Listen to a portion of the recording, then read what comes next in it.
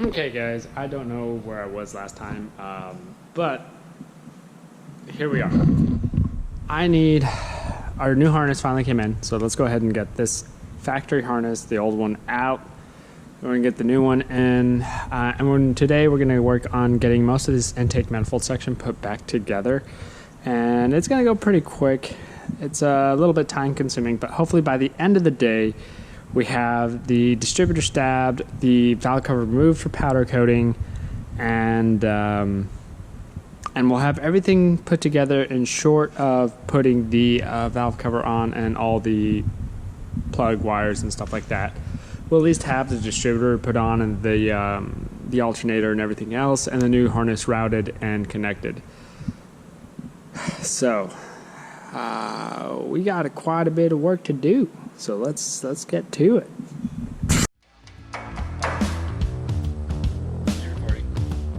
Hey!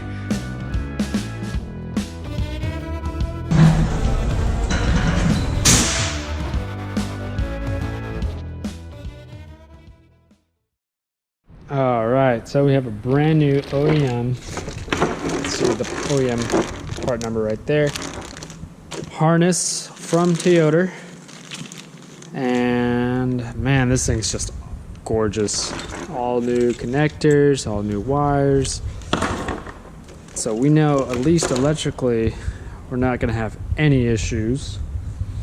The old harness came out pretty easy, seeing that I already had everything disconnected. But one of the main outliers, the reasons why I went ahead and replaced it, is that this was already being worn through. And we're gonna reposition it in the truck in a way that this doesn't rub against the EGR pipe like they always do. But this harness is still in good shape. It'd be a good spare to hold on to. So let's get the new one in the truck.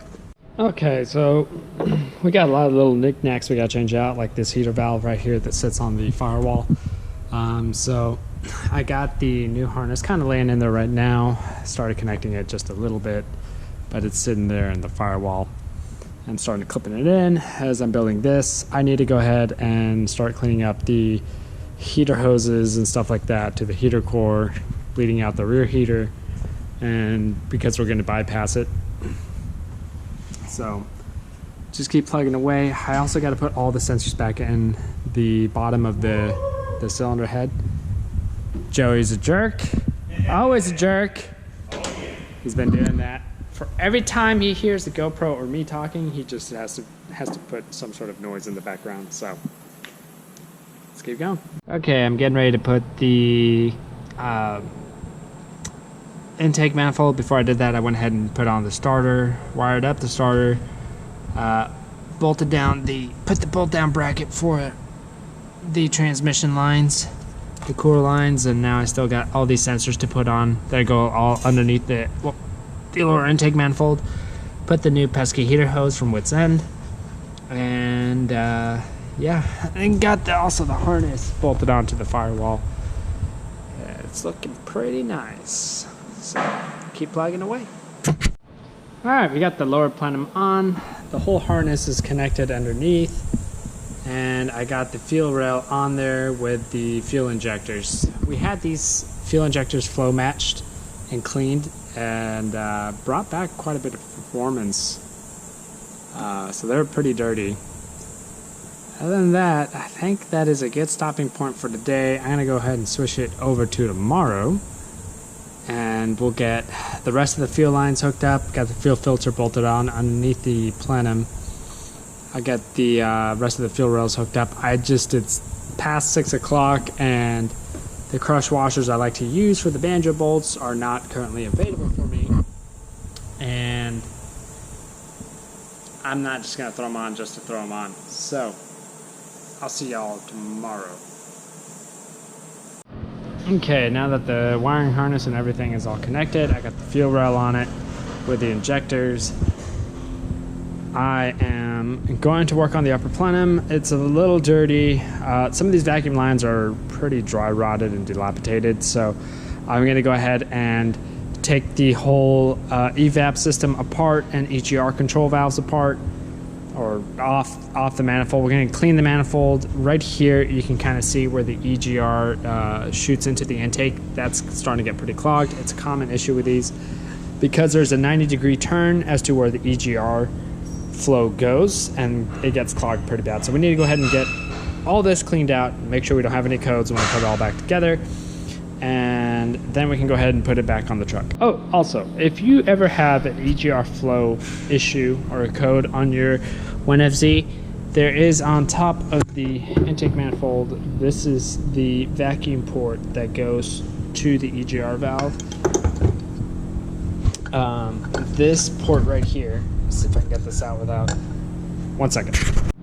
Okay, I got that pesky little vacuum line off.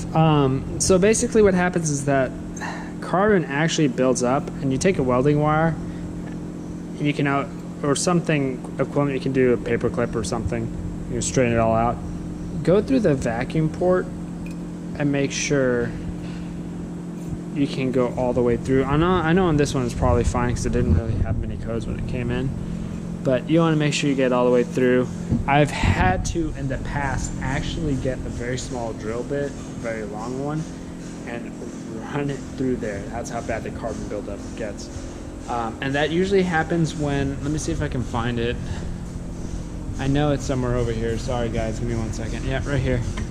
That usually happens when this doohickey fails and the diaphragm ruptures, because this is also getting exhaust flow. This right here is also getting exhaust flow coming out, and that's how it registers that it has the EGR opened or closed. And when that ruptures, you get exhaust gases go up into here and then flow into the vacuum line, and then it just boogers everything up. So there's my lesson for today.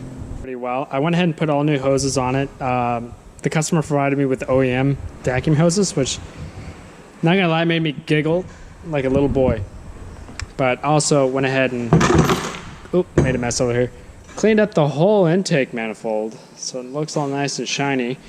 And now we're pretty much ready to stick it in the truck. And then I think that would be it for Mirsky for a while on this Wits End build. And then I got to switch over to this old girl, but at least get this guy put back together.